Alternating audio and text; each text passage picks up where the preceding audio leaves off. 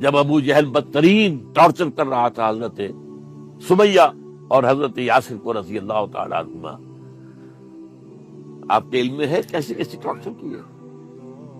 جوان بیٹے کو باندھ دیا ایک ستون کے ساتھ، اس کی نگاہوں کے سامنے برہدر کیا ہے ماں کو.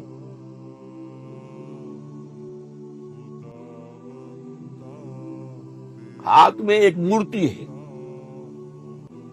جب تنگ آ گیا ستا کر تنگ کر کے مار مار کے حضرت سمیہ ٹس سے مس نہیں ہو رہی. کہتا ہے تم ایک دفعہ کہہ دو سمیہ کہ ہاں اس مورتی میں بھی کچھ ہے، میں تمہیں چھوڑ دوں. انہوں نے تھوک دیا، برچھا مارا ہے شرمگاہ کے اندر.